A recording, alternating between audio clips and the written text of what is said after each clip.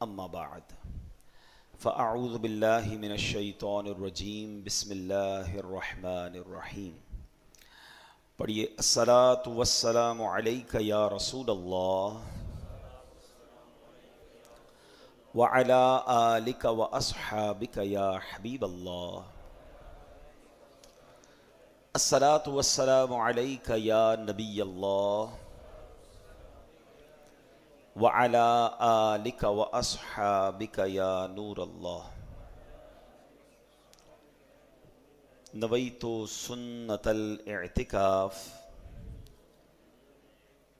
प्यारे प्यारे इस्लामी भाइयों और सोशल मीडिया के नाजरीन, अल्हम्दुलिल्लाह अज़्ज़ा वजल एक बार फिर जुमा के दिन अल्लाह की रहमत से अल्लाह के घर में बैठने का मौका मिला है। रब्ब करीम हम सब की हाज़री को अपनी बारगाह में कबूल फ़रमाए। जुमा का दिन अल्लाह करीम की रहमतों के नुज़ूल का दिन है।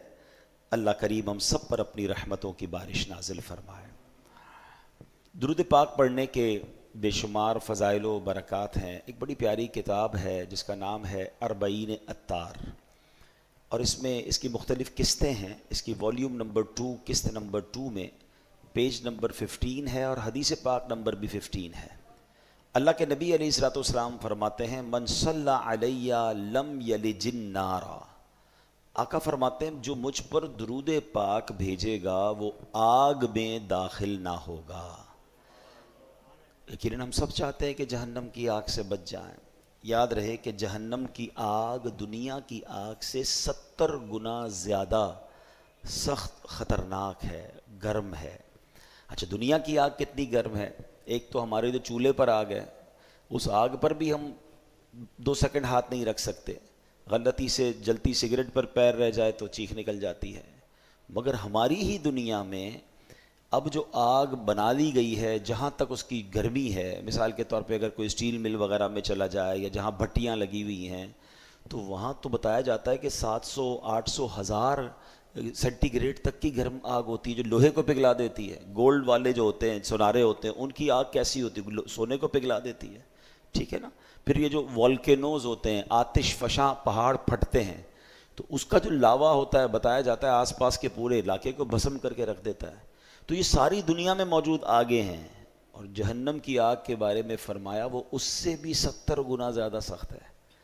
तो एक लम्हा भी कोई उस आग को बर्दाश्त नहीं कर सकेगा। हम अल्लाह से जुमा के दिन दुआ करते हैं कि अल्लाह हमें लम्हा भर भी जहन्नम में दाखिल ना फरमाना।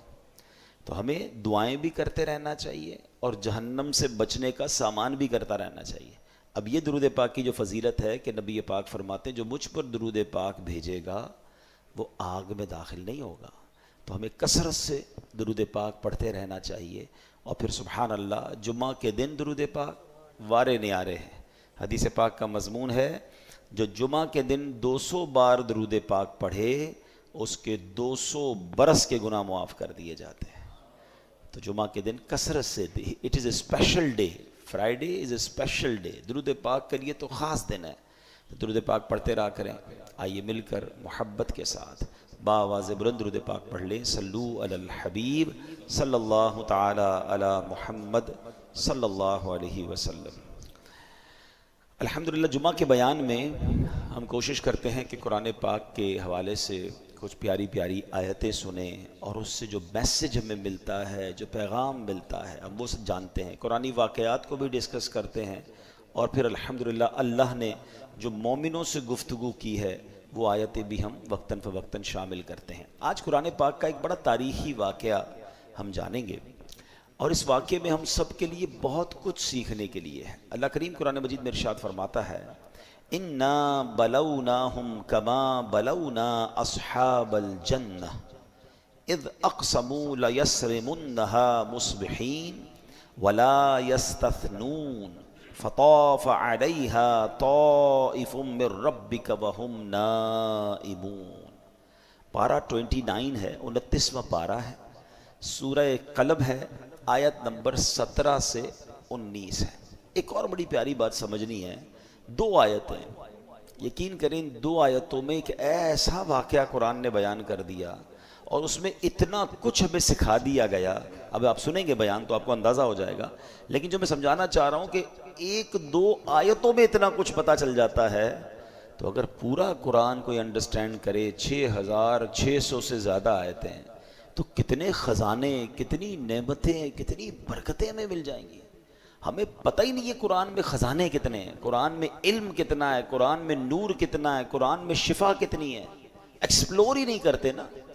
हमारा कुरान से ताल्लुक़ है, मगर हमारा ताल्लुक़ क्या है? कुरान को चूमना है, कुरान को घर में रखना है, कुरान खानी करवानी है अपने घर में, हैं इंतकाल किसी का हो जाए तो कुरान खानी, नया घर लिया तो कुरान खानी, नया कारोबार लिया तो, मैं नहीं कहता कुरान खानी नहीं करवानी चाहिए, लेकिन क्या कुरान सिर्फ इसीलिए ही है कि बस बरकत के लिए, उससे फ़ायदा अंदर क्या है उसके वो पता ही नहीं है।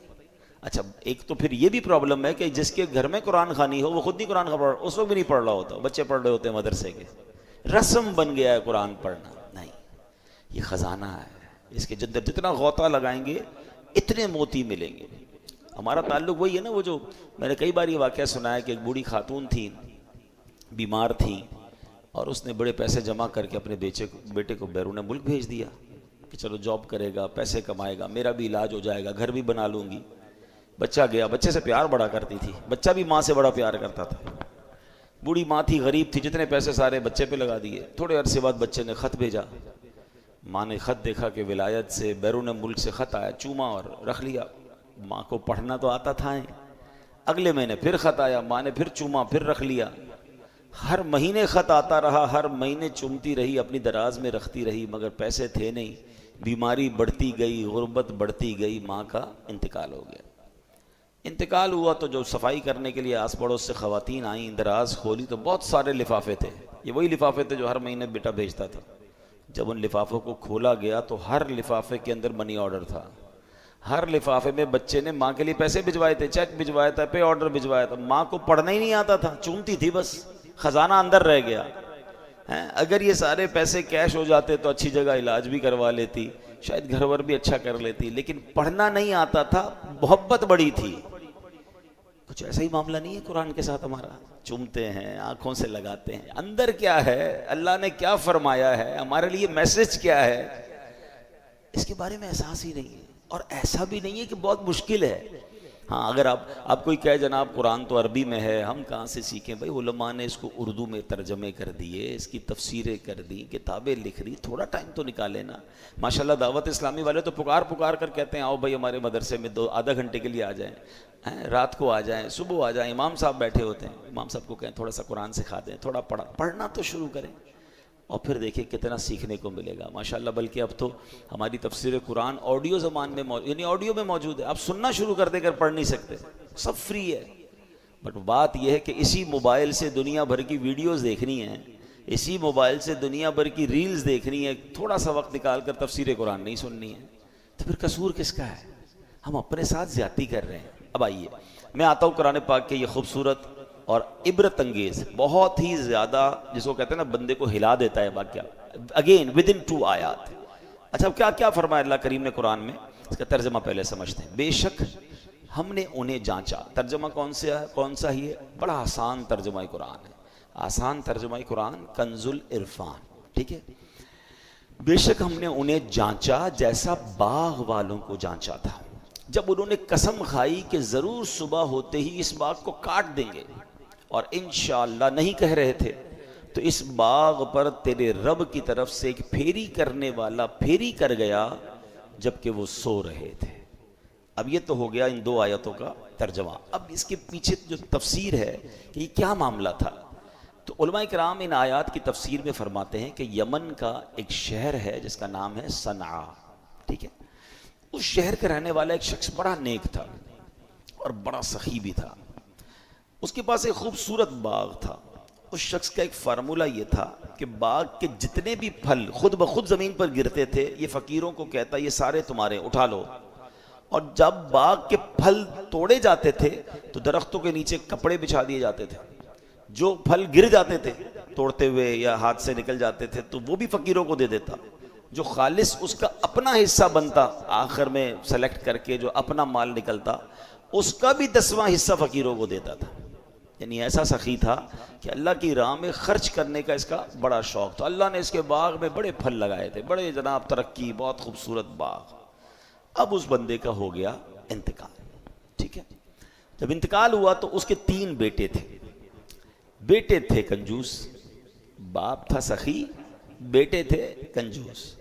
तो अब उन्होंने सोचा, हमारे वालिद अकेले इतनी सखावत कर लिया करते थे, फकीरों को इतना माल देने के बाद भी इनका माल बच जाता था, मगर अब तो हम 3 हैं ना, 3 फैमिलीज हैं, हमारे बच्चे हैं, हमारी बीवियां हैं, हमें तो और माल की ज़रूरत है ना।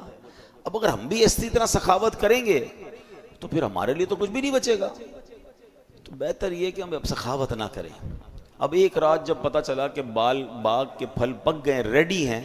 अच्छा, फकीरों को भी पता चल जाता था कि भाई अब बाग के फल उतरेंगे तो साहिब माल बांटेगा, तो वो भी जमगट्टा लगा के पहुंच जाते थे। तो इन बेटों ने प्लान किया कि कल फकीरों के पहुंचने से पहले, मोहताजों के पहुंचने से पहले हम चलते हैं और वहां जाकर पहले सारा ही माल हम निकाल लेते हैं, हम अब किसी को भी नहीं देंगे। कुरान क्या कहता है? इज़ अक़समू लयस्रिमुन्नहा मुस्बिहीन, जब उन्होंने कसम खा ली कि हम ज़रूर सुबह होते ही इस बाग को काट देंगे, इससे पहले कि मोहताज फ़कीर आएँ, अपना माल लेके हम निकल जाएंगे। अब जब कस्में खाई तो बिल्कुल अर्ली इन द मॉर्निंग, सुबह सुबह उठ गए, सुबह अंधेरे, और बाग पर पहुँचे कि किसी को पता ना चले। बड़े पुरजोश थे। अब कुरान कहता है प्लानिंग तो कर रहे थे, मगर उन्होंने इंशा अल्लाह नहीं कहा था, वला यस्तथनून। प्लान तो था मगर क्या इंशाअल्लाह नहीं कह रहे थे, अपनी अपनी प्लानिंग कर रहे थे। कंजूसी तो अल्लाह को पसंद नहीं है, सखावत उसे पसंद है ना। कंजूसों को तो जिल्लत मिलती है।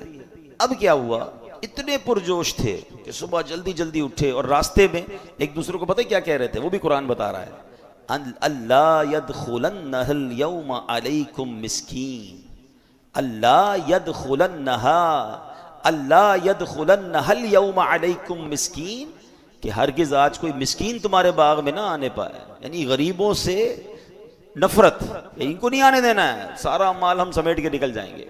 अच्छा जनाब, जल्दी जल्दी चलें। अब जब जैसे ही वो वहां पहुंचे तो हैरान हो गए कि पूरा का पूरा बाग जल चुका है, पूरा बाग तबाह हो चुका था। रातों रात उसमें कोई आग लगी। इनका प्लान था सुबह सारे फल उतारने, और जब सुबह पहुंचे जो बाग लदा हुआ था फलों से, सारा जल गया। अब क्या कहते हैं, इन्नद्दालून,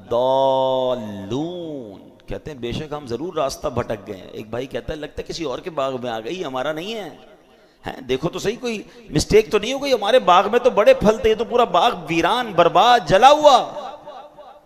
जब गौर किया तो पता चला नहीं, किसी और के बाग में नहीं आए, ये तो हमारा ही है।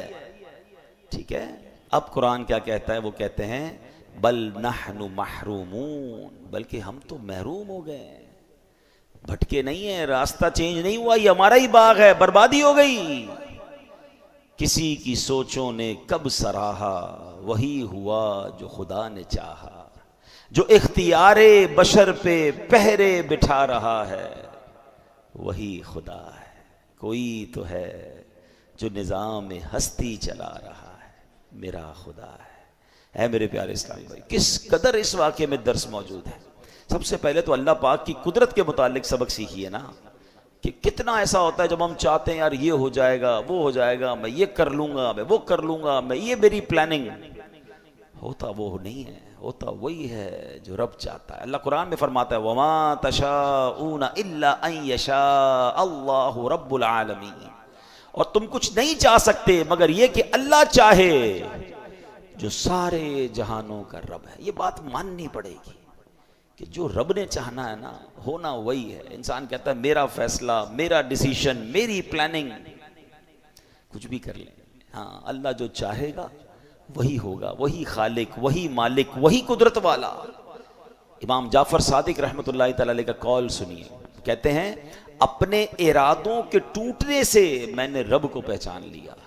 यानी जो मैं चाहता हूं वो नहीं होता, उसका उलट हो जाता है। इससे मुझे मालूम हो गया कि कोई तो है जो मेरे इरादों पे पहरा लगा रहा है, वही खुदा है। ऐसा होता है ना हमारे साथ, टिकट भी बुक हो जाती है, आगे की प्लानिंग भी बुक हो जाती है, उधर जाकर किसी मुल्क में जाना है, किसी शहर में जाना है, उधर किससे मिलना है, सारी प्लानिंग बुक है, मगर अचानक कोई ऐसा मामला होता है सारा सफर ही कैंसिल हो जाता है। प्लानिंग तो जाने की थी, क्यों नहीं हुआ है? बहुत कुछ जिंदगी में आपके साथ ऐसा हुआ होगा। बात यह है, अब दो चीजें हैं, मैंने प्लानिंग की और नहीं हुई। अब एक तरीका तो ये चीखना शुरू कर दूं, चिल्लाना शुरू कर दूं, कोसना किसी को शुरू कर दूं, और दूसरा इस पूरे वाक़े से अक्लमंदी यह है कि सबक लूं कि ये मेरे रब का फैसला है। अपनी औकात पता चलनी चाहिए। पंजाबी में कहते हैं लग पता जाना चाहिए कि मैं कुछ नहीं हूं, मेरा रब सब कुछ है। ऐसे मौकों पर मजीद अल्लाह की कुदरत को जानना चाहिए, आजिज़ी इख्तियार करनी चाहिए, और फिर दिल को मुतमईन भी करना चाहिए कि नहीं हुआ तो यही बेहतर होगा। हजरत इमाम आजम अबू हनीफा रहमतुल्लाह तआला अलैह कितने बड़े बुजुर्ग हैं, कहते हैं खुदा के वजूद की, किसी ने एक सवाल किया खुदा के वजूद की दलील दीजिए, बताइए खुदा एग्जिस्ट करता है, खुदा मौजूद है। फरमाया आदमी चाहता है मेरे घर बेटा पैदा हो, मगर बेटी पैदा हो जाती है। उससे पता चलता है कि जिसका इरादा, जिसकी मर्जी इस दुनिया पर नाफिज है वही खुदा है। इरादे बहुत हैं, प्लानिंग बहुत है, मगर हमारे इरादों से अलग चीज हो जाती है। तो यही तो बता रहा है कि तुम्हारी मर्जी नहीं, इस दुनिया में है खालिक है, मालिक है, जो बल्कि दुनिया का मालिक है वही खुदा है। अभी हाल ही की बात है, किसी मुल्क का एक शख्स था जो खुद को मलिकुल इरादा, मर्जी का बादशाह कहता था, मुसलमान था बेचारा। क्या हुआ, बेचारे को फेफड़ों का कैंसर हुआ, उसका इंतकाल हो गया। तो ये जो होता ना, मैं कर्रो फर, मेरा फैसला, मेरा डिसीजन, मेरी प्लानिंग है, सब कुछ जनाब तय है, कुछ भी नहीं चेंज होगा, ये ना कहा करो। प्लानिंग करना चाहिए, मगर इंशा अल्लाह भी कहते रहे, और साथ जहन में भी ये बात रखे रब ने चाहा तो होगा। हैं सुभान अल्लाह। जमीन में अल्लाह पाक की मर्जी नाफिज है, हुक्म सिर्फ उसी का चलता है, वो गालिब है। कुरान करीम में उसने क्या फरमाया, वहुवल काहिरु फौका इबादिही, वही अपने बंदों पर गालिब है। गर्ज ये कि बात हमें अपने जहन में बिठानी चाहिए कि इस दुनिया में मर्जी सिर्फ अल्लाह पाक की चलती है। हमें चाहिए कि ताकत, ओहदे, मालो दौलत वगैरह के गुरूर में ना आया करें, अल्लाह पाक के हुजूर सर झुका कर रखे। इन बाग वालों का जो बड़ा ऐब क्या बयान हुआ, पोशीदा असबाब जिनकी वजह से बाग तबाह हो गया, उनका एक ऐब ये था, वला यस्तथनून, इंशाअल्लाह नहीं कह रहे थे, उन्होंने अपने आप पर भरोसा किया। तो क्या हुआ, बाग जल गया, सब तबाह हो गया। लौला तुसब्बिहून, कुरान कहता है, ये वो लोग कहते तुम तस्बीह क्यों नहीं करते। तो ऐ मेरे प्यारे इस्लामी भाई, अल्लाह का नाम लेना चाहिए, अल्लाह की मर्जी पर यकीन होना चाहिए।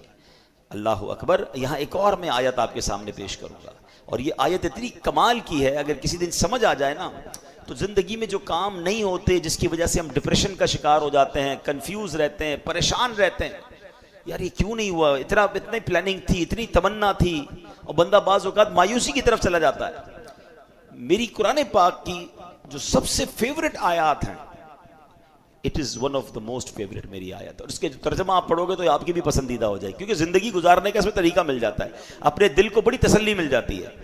अल्लाह कुरान मजीद में इरशाद फरमाता है, व असा अन तकरहु शैअन व हुवा खैरुल लकुम व असा अन तुहिब्बु शैअन व हुवा शर्रुल लकुम वल्लाहु यअलमु व अंतुम ला तअलमून। अल्लाह कुरान में फरमाता है, और करीब है कि कोई बात तुम्हें नापसंद हो। हम कहते हैं ये नहीं होना चाहिए, बेटी नहीं होनी चाहिए, मादअल्लाह लोग बेटी को बुरा समझते हैं। भाई बेटी तो रहमत है, चले इसके अलावा भी जिंदगी बहुत सारी चीजें जो हमें पसंद नहीं होती। अल्लाह फरमाता है, अन करीब है कि कोई बात तुम्हें ना पसंद हो, हालांकि वो तुम्हारे हक में बेहतर हो, तुम उससे बुरा समझ रहे हो, बाद में पता चलता है हाँ यार ये तो मेरे लिए बेहतर था। ऐसा कई बार आपके साथ हुआ होगा कि कोई चीज मिली या कोई आपके बारे में फैसला हुआ, आपने बड़ा वावेला मचाया, बड़ा अफसोस किया, थोड़े अरसे बाद पता चला यार मेरे लिए तो यही बेहतर था। आगे कुरान कहता क्या है, वह असा अन तुहिब्बु शैअन व हुवा शर्रुल लकुम, और करीब है कि कोई चीज तुम्हें पसंद आए हालांकि वो तुम्हारे लिए हक में बुरी हो। हैं बाज़ औक़ात कहते हैं यार मुझे ये पसंद है, ये नहीं मिलती तो दिल टूट जाता है। अच्छा पसंद है तो हराम तरीके से हासिल कर रहे हैं, नहीं मिली कोई बात नहीं, क्या पता यही मेरे लिए बुरी हो, और होता है ऐसा। लेकिन अगली जो आयत का जुज है ना, वो इधर अल्लाह करे नक्श हो जाए। अल्लाह फरमाता है अल्लाहु यअलमु व अंतुम ला तअलमून, अल्लाह जानता है और तुम नहीं जानते। ये बात समझ लीजिए, हम नहीं जानते हमारे लिए क्या बेहतर है। हम अल्लाह से यही कहें ना, अल्लाह तू जानता है, हमारे लिए बेहतर फैसला फरमा दे, हमें बेहतर अता फरमा दे। और जो रब अता फरमाए उस पर यकीन, उस पर इत्मीनान, उस पर सुकून होना चाहिए। अल्लाह का फैसला है। जिस दिन आपको ये फैसला और यकीन मिल गया ना, फिर आपकी जिंदगी बड़ी आसान हो जाएगी। तो इन बाग वालों ने प्लानिंग की थी, गरीबों का हक या गरीबों में जो सखावत थी, जो बांटते थे, उससे उन्हें महरूम करने की। और फिर इंशाअल्लाह भी नहीं कहा, अपनी प्लानिंग करते रहे और सब बर्बाद हो गया। तो हमें अच्छा सोचना चाहिए, बेहतर सोचना चाहिए। यहां कुरान पाक की एक और आयत जो हम हर रोज ही पढ़ते हैं, उससे भी सीखना है। और वो आयत क्या है? इय्याका नअबुदु व इय्याका नस्तईन, हम तेरी ही इबादत करते हैं और तुझसे ही मदद चाहते हैं। आयत किस हिस्से में क्या तरबियत की गई कि मैं ख़त्म करें अपने अंदर से। हम दुनिया में मालिक नहीं, मोहताज हैं। अपनी इसी मोहताजी को दिलो जान से तस्लीम कर लेना ही बंदगी है। जब बंदा दिल की गहराई से ही तस्लीम करता है ना कि मैं मोहताज बेबस बंदा हूं, अब उस पर लुत्फ़ व करम के दरवाजे खुलना शुरू हो जाते हैं। अब उस पर बारिश, क्योंकि पहले ही एक्सेप्ट करना होता है, मैं सब कुछ हूं नहीं, मैं कुछ भी नहीं, मैं मोहताज, मालिक तू सब कुछ है। इय्याका नअबुदु व इय्याका नस्तईन में बंदगी का पैगाम है। तेरी ही इबादत करते हैं मौला, तुझी से मदद चाहते हैं। यानी किस तरह कहें कि अल्लाह हाथ पांव तूने दिए, मगर तेरी मदद होगी तो हाथ पार चला पाऊंगा। है मौला मेरे पास पांव तूने ही दिए हैं, मगर मैं जब तक नहीं चल सकता जब तक तेरी मदद नहीं होगी। नहीं देखे पांव वाले? पांव हैं जिस्म में, चल नहीं पा रहे, हाथ हैं जिस्म में, उठा नहीं पा रहे। भाई बॉडी में तो लगे हुए हाथ, मगर हाथ काम नहीं कर रहा है, उंगलियां बंद नहीं हो रही हैं, पकड़ नहीं पा रहे हैं, पैर है चल नहीं पा रहे। पता चला पैर कमाल नहीं है, अल्लाह की तरफ से तौफीक होगी, मदद होगी तो पैर चलेगा। हाथ होना कमाल नहीं है, हाथ में रब की तरफ से दी गई ताकत होगी तो हाथ चलेगा ना। जबान मुंह में एग्जिस्ट करती है लोगों के, जितने गूंगे बगैर जबान के थोड़ी होते हैं।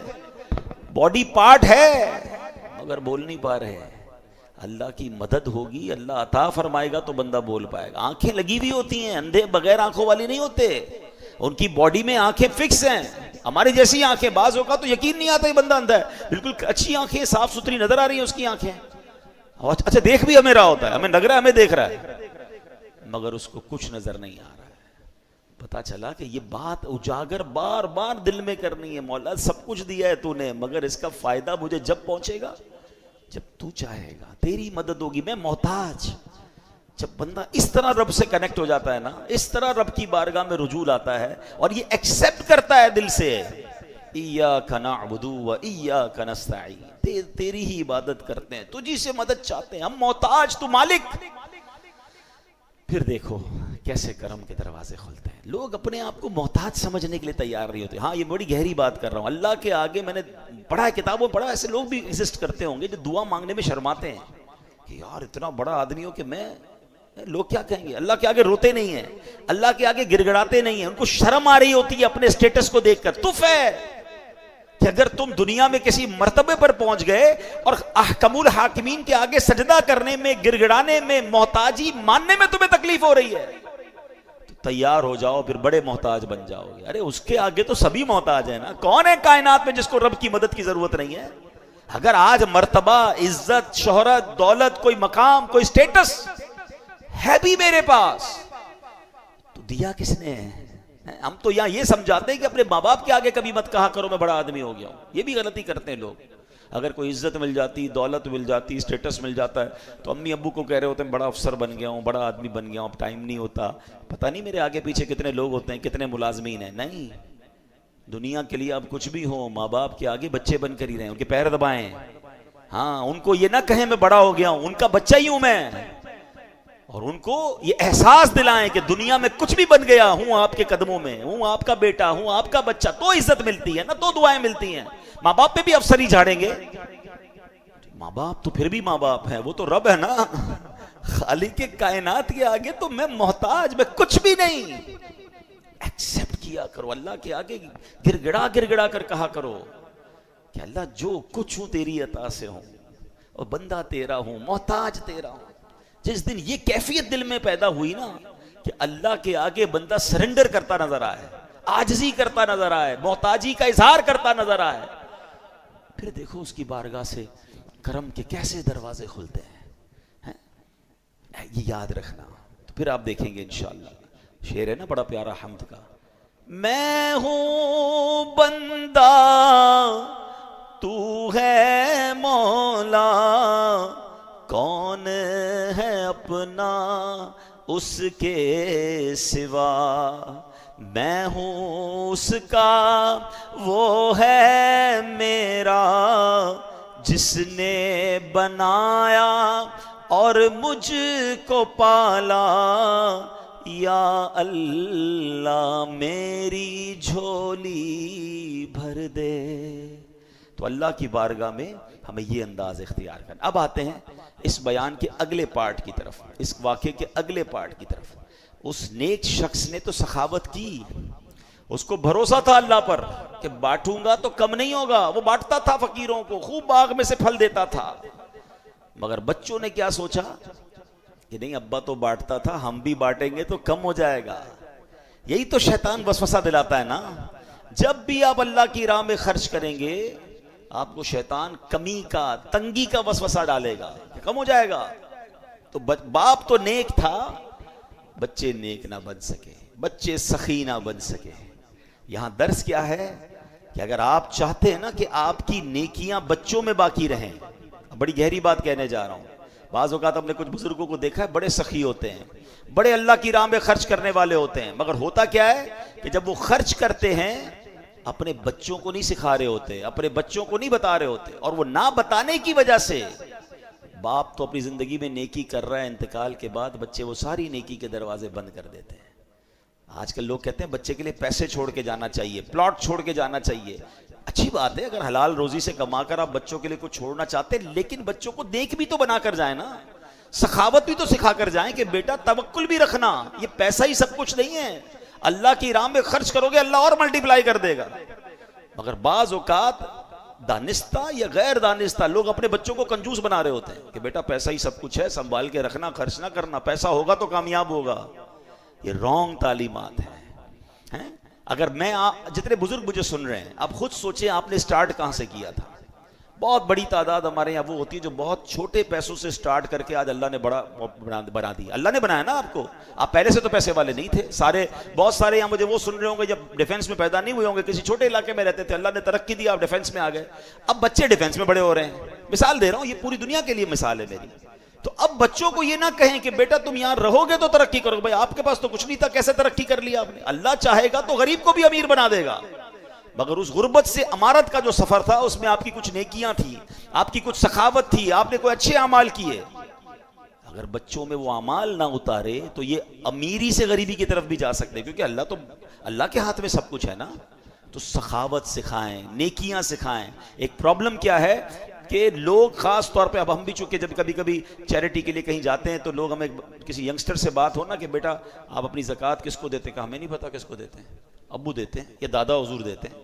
अच्छा भाई आप नेकी के काम में खर्च क्या होता है, हमें कुछ भी नहीं पता, वो दादा हुजूर करते हैं, अब्बू करते हैं। ये गलत करते हैं। अगर आप नौजवान नस्ल को इन्वॉल्व ही नहीं कर रहे अपनी ज़कात में, नौजवान नस्ल को, अपने बच्चों को, अपने पोते पोतियों को बता ही नहीं रहे कि आप कहाँ कहाँ खर्च करते हैं, कैसे हिसाब करते हैं, तो जिस दिन आपका इंतकाल हुआ उनको तो पता ही नहीं होगा कितना खर्च करना। उनको लगेगा सारे पैसे हमारे, क्यों खर्च करना है भाई, क्यों ज़कात देनी है, क्यों सदका देना है, क्यों खैरात देनी। ये सारे नेकी के दरवाजे बंद हो जाए। यही तो हुआ ना जो मैंने कुरानी वाक़या आपको सुनाया कि बाप सखी था, औलाद सखी ना बनी, पूरा बाग जलकर राख हो गया। ये बात याद रखनी है। हमने गरीबों को मेहनत करके अमीर बनते देखा, मगर बच्चों की अच्छी तरबियत ना करने की वजह से उनके इंतकाल के बाद उन बच्चों को फिर गरीब होते देखा। वो गरीब से अमीर बन गया क्योंकि मेहनत की थी, इखलास था, नेकी थी, अल्लाह पर तवक्कुल था, दुआएं थी, सखावत थी, स्ट्रगल थी। बच्चे तो सोने का निवाला लेके पैदा हुए, पैसे भी मिले, तरबियत भी ना मिली। उसी पैसे को जरा आपको जुए में लगा रहा है, कोई शराब में लगा रहा है, और बाजों का सब बर्बाद होते देखा। नहीं, सिर्फ पैसा छोड़ के नहीं जाना है, अच्छी तरबियत छोड़ के जाना है। उनको अपनी नेकी के कामों में इन्वॉल्व करें। उलमा ने कहा अपने बच्चे को सखी बनाने का तरीका यह है कि जब भी नेकी का काम करे बच्चे के हाथ से करवाए, सखावत करे, अपनी औलाद को बताकर करे, उसको कहे आप भी करो, उसके हाथ से दिलवाए, ताकि ये प्रैक्टिकल ट्रेनिंग है कि हमारे अब्बू इस तरह बांटते थे, हमारे दादा इस तरह बांटते थे, घर में ये नेकी होती थी, घर में ये खत्म होता था, घर में इस बुजुर्ग का जब यौम मनाया जाता था तो गरीबों को खाना खिलाया जाता था। कितने ऐसी चीजें जो रिवायतें खत्म होती जा रही हैं क्योंकि सारे काम अपने हाथ में रखे, हमने बच्चों की ट्रेनिंग ही नहीं की। ऐसा ना करें, इन्वॉल्व करें। बच्चा जनाब कहाँ है, वो उसका काम खेलना कूदना कारोबार करना, अब्बा सारे नेकी के काम कर रहे हैं, बिल्कुल कीजिए आप, मगर इन नेकी के कामों में अपने बच्चों को इन्वॉल्व कीजिए, ये नेकियां बाकी रहेंगी। आप में से, हम में से बहुत सारे वो हैं जो 40s प्लस 50s हैं, अगर मेरे और आपके अंदर कोई नेकी है तो हमारे माँ बाप की वजह से, उन्होंने सिखाया था, हमें साथ बिठाकर सिखाया था, मगर हमारा और हमारी जनरेशन का गैप है, हम नहीं सिखा रहे, हम डिस्कस ही नहीं कर रहे उन चीजों को। ये कुरानी वाकया पुकार पुकार के कह रहा है कि बाप सखी था, फकीरों को बांटता था, बेटों की गलत नीयत बनी, वो बाग जल कर राख हो गया। तो ये ना करें। और अल्लाह को सखी कितना पसंद है, सुभान अल्लाह। मैं चंद हदीसें आपको सुनाता हूं ताकि अल्लाह की राह में खर्च करने का जज्बा बेदार हो। बहुत खूबसूरत मेरे वाकया सुनिएगा तवक्कुल की। देखिए बच्चों की ट्रेनिंग कैसे होती है। एक बुजुर्ग थे अहमद बिन हर्ब रहमतुल्लाह तआला, उन्होंने अपने बच्चे की तरबियत कैसे की। वो क्या करते थे, उन्होंने बच्चों को तवक्कुल सिखाना था कि अल्लाह पर भरोसा करना है। उन्होंने कहा बेटा जब भी भूख लगे ना तो दुआ करनी अल्लाह से, किसी और से नहीं मांगना, अल्लाह से मांगना, या अल्लाह खाना चाहिए। अपनी जोजा को कहा जब भी बेटा दुआ करे ना तो उसके घर में उसने पूरा समझ दीवार में सुराख बनाया, का पीछे चुपके से तुमने खाना रख देना है उसमें। बेटा उस सुराख के पास जाके अल्लाह की बारगाह में दुआ करता, या अल्लाह भूख लगी है, थोड़ी देर बाद सुराख से उसको खाना मिल जाता। उसकी ट्रेनिंग ये होने लगी कि जब भी कोई मुश्किल हो अल्लाह से मांगना है। कई महीने गुजर गए, रोजाना माँ उसको उसी तरीके से खाना देती जब वो दुआ मांगता। एक दिन उसकी माँ जो है घबरा गई और अपने शौहर के पास आई कि आज अजीब मामला हुआ। कहा क्या हुआ? कहती आज वो खाने का वक्त था, बेटा का दुआ का टाइम था, मैं कहीं मसरूफ हो गई, मैं दौड़ी दौड़ी गई कि खाना नहीं मिलेगा तो वो क्या सोचेगा। तो मैं गई तो क्या देखती हूँ बेटा खाना खा रहा है। मैंने कहा बेटा खाना किधर से मिला? कहा अम्मी अल्लाह ने दिया है। कहाँ से मिला? कहा उसी सुराख से जहां से रोज मिलता है। तो मैं परेशान हूं, मैंने तो खाना नहीं रखा, खाना कैसे मिल गया? हजरत अहमद बिन हर्ब कहते हैं मुझे इसी दिन का इंतजार था, अब तुम्हें खाना देने की जरूरत नहीं है, इसका अल्लाह से कनेक्शन ऐसा हो गया, इसको गैब के खजानों से मिलना शुरू हो गया। ये देखिए ये तरबियत का अंदाज था ना कि अल्लाह से मांगना है, बेटा अल्लाह पर भरोसा रखना है। हम कहते हैं बेटा पैसे होंगे तो तेरा काम होगा, पैसे बना, पैसे ताल्लुकात बना, वरना मुश्किल में फंस जाएगा। तेरे राब्ते नहीं होंगे तो आगे जाके डिफिकल्ट हो जाएगा। अरे कब सिखाओगे कि अल्लाह से दोस्ती कर, अल्लाह को राजी कर। पैसे छोड़ कर जाते हैं मगर तरबियत करके नहीं जाते। हजरत उमर बिन अब्दुल अजीज रहमतुल्लाह तआला अलैह का वाकया सुने। आपका जब इंतकाल हुआ, आप अमीरुल मोमिनीन थे, आज के दौर के प्राइम मिनिस्टर थे, पूरी आधी दुनिया पर गोया हुकूमत थी। हमारा इस तरह का कोई बंदा हो तो पता नहीं कितने खरबों रुपए बना लेता है। इंतकाल होने लगा तो बहुत थोड़े पैसे छोड़ के जा रहे थे। किसी ने कहा हजरत आप इतनी बड़ी शख्सियत, अपने बच्चों के लिए छोड़ा ही कुछ नहीं, बचा ही कुछ नहीं, इतना खर्च कर दिया अल्लाह की राह में। क्या कमाल का जवाब दिया है।